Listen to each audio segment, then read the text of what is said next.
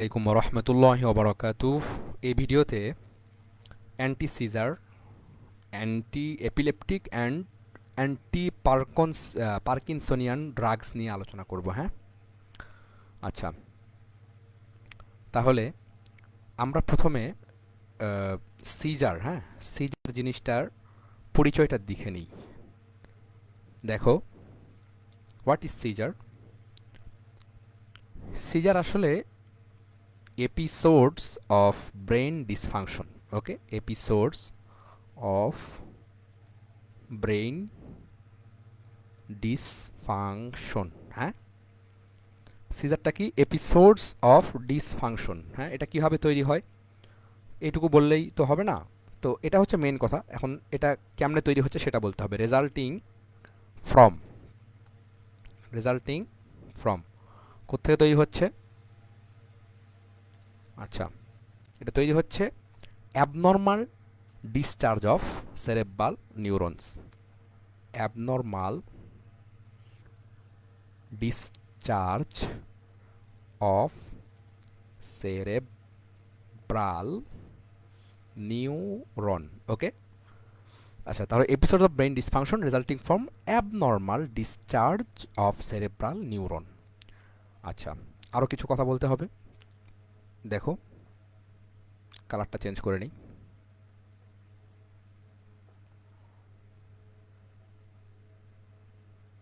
আচ্ছা, দেখো, it may be or may not be associated with, may be or may not be, may not be associated with convulsions and unconsciousness. Convulsions and unconsciousness. Okay, motor component of seizure is called convulsion. এই কনভালশনটা আসলে কি? Motor component of seizure, motor component of seizure. Okay, আচ্ছা, তাহলে আমরা যদি ডেফিনেশনটা summarise করি, দেখো, what is seizure? Seizure is, আমরা একটু হাইলাইটারটা অন্য মার্ক দিয়ে দিই, অন্য কালার দিয়ে নিই। কোনটা দিব? হলুদটা দিই। ওকে, দেখো, seizure of episode of brain, sorry, seizure is episode of brain dysfunction resulting from abnormal discharge of cerebral neuron.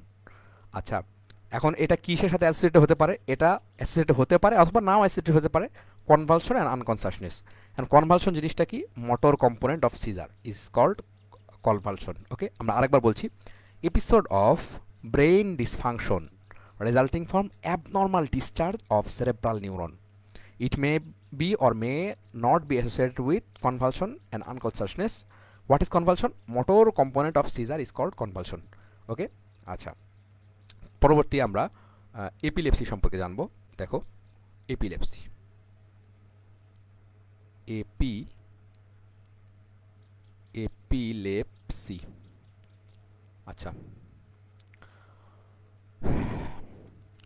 প্রথমে আমরা ডেফিনেশনটা লিখে নিই, তারপরে এক্সপ্লেন করব। Chronic disorder, A chronic disorder characterized by, characterized by recurrent seizure, recurrent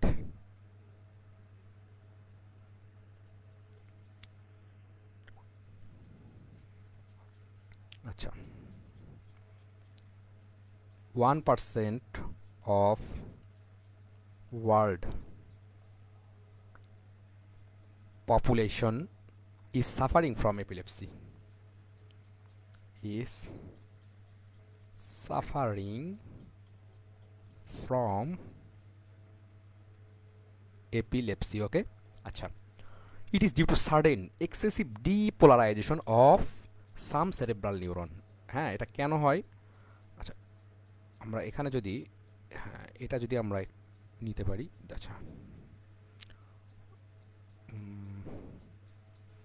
একটু ভালো colour select, হ্যাঁ, ওকে, তাহলে এটা কেন হয়? আচ্ছা, it is due to sudden, হ্যাঁ, ওয়েট, রিমুভ করি এটা একটু। আচ্ছা,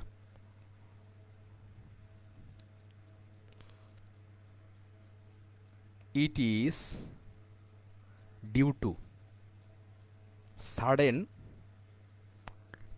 excessive depolarization of some of cerebral neuron. Sudden excessive depolarization, excessive depolarization of some of cerebral neuron, হ্যাঁ, cerebral neuron। আচ্ছা, পুরো ডেফিনেশনটা সামারাইজ করি, দেখো। Epilepsy, what is epilepsy? It is a chronic disorder characterised by recurrent caesar.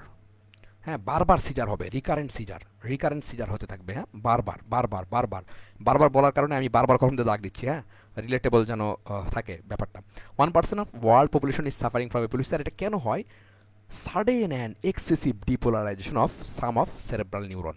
Okay, আচ্ছা, গত ডেফিনেশনে আমি কি বলেছিলাম সিজার সম্পর্কে। সিজার কেন হয়? সিজার হয় হচ্ছে অ্যাবনর্মাল ডিসচার্জ, হ্যাঁ, অ্যাবনর্মাল ডিসচার্জ অফ কি সেরেব্রাল নিউরন। আর এপিলেপসি কেন হচ্ছে? Depolarisation of some of cerebral neuron. আর সেটা কেমন? সাডেন এক্সেসিভ, হ্যাঁ, সাডেন অ্যান্ড এক্সেসিভ, এই কথাটা অ্যাড করে নিলে ভালো হয়। দেখো, সাডেন অ্যান্ড এক্সেসিভ, হ্যাঁ। তাহলে দেখো, সিজার কেন হচ্ছে? Abnormal discharge of cerebral neuron. আর এপিলেপসি কেন হচ্ছে? এপিলেপসি হওয়ার কারণ হচ্ছে sudden and excessive depolarisation of some of cerebral neuron. একটার কারণ হচ্ছে ডিসচার্জ, হ্যাঁ, একটার কারণ হলো ডিসচার্জ। প্রথমে কি ছিল? ডিসচার্জ। পরেরটার কারণ হলো ডিপোলারাইজেশন। এপিলেপসির কারণ হলো ডিপোলারাইজেশন। ওকে, সিজারের কারণ হলো ডিসচার্জ। দেখো, ডিসচার্জ কথাটিতে এস আছে, তোমরা মনে রাখতে পারো, এস যেখানে আছে সেটা হলো সিজার, হ্যাঁ।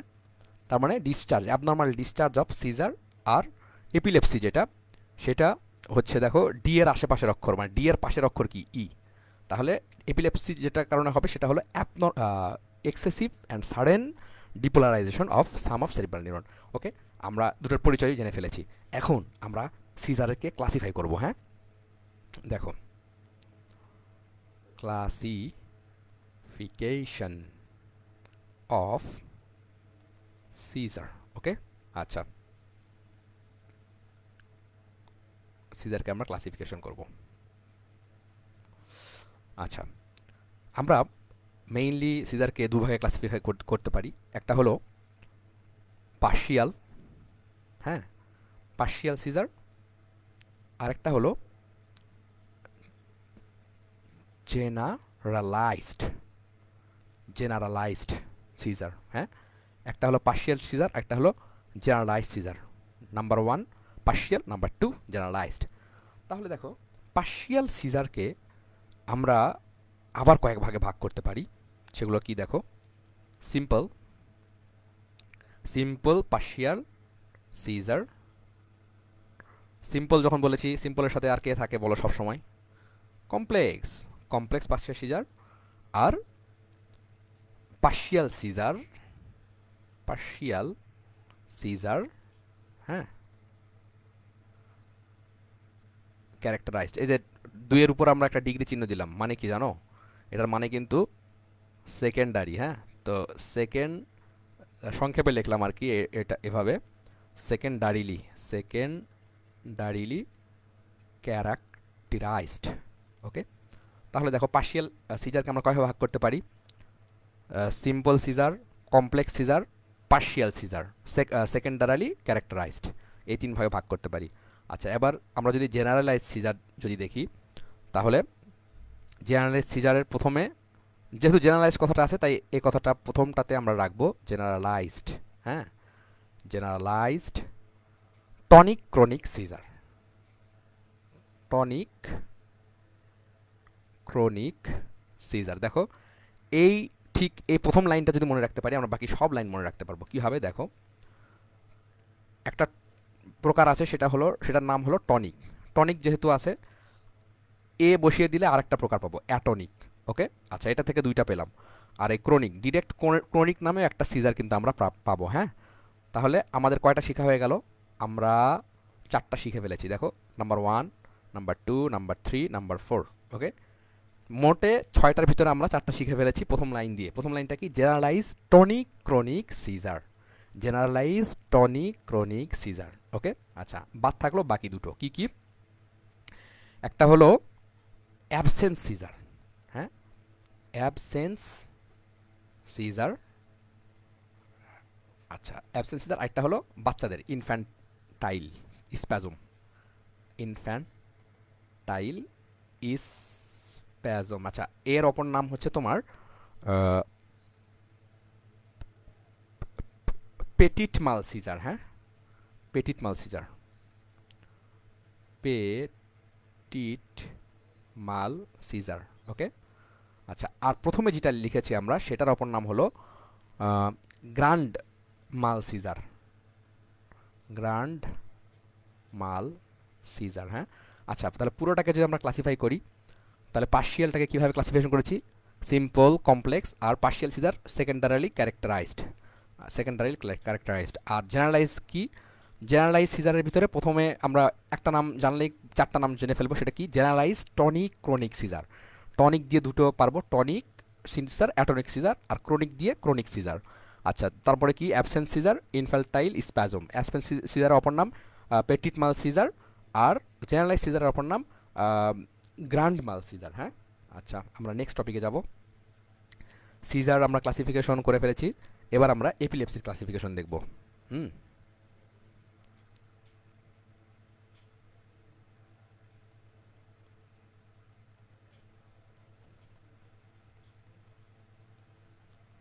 Epilepsy. Okay,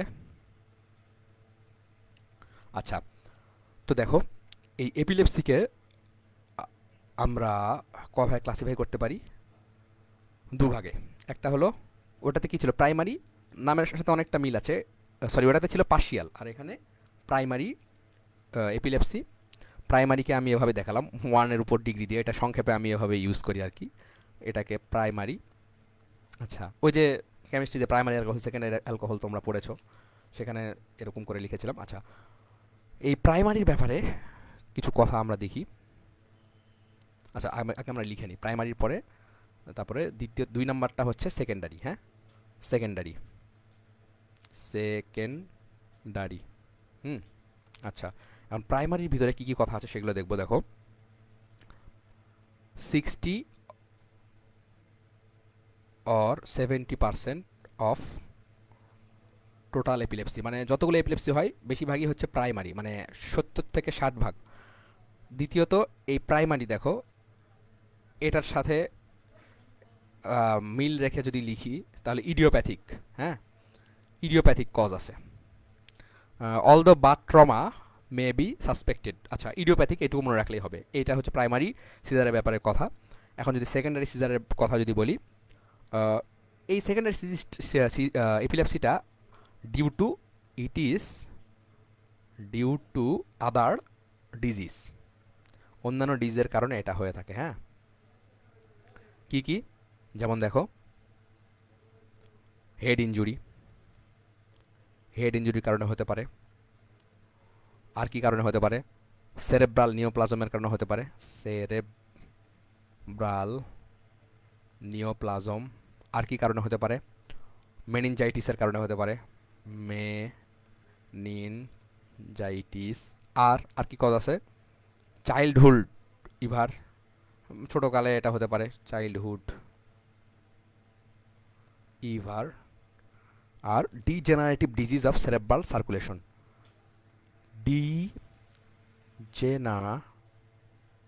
degenerative degenerative disease of cerebral circulation.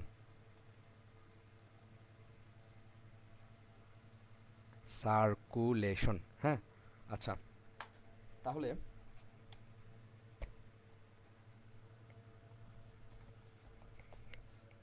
আচ্ছা, তাহলে দেখো আমরা যদি এটাকে সামারি করি, এপিলেপসিকে আমরা দুভাগে ভাগ করতে পারি। হ্যাঁ, কি কি ভাগ? নাম্বার ওয়ান হচ্ছে প্রাইমারি, নাম্বার টু সেকেন্ডারি। প্রাইমারির ভিতরে 60 to 70% অফ টোটাল এপিলেপসি প্রাইমারির ভিতরে ইনক্লুড, আর এটার কজ হচ্ছে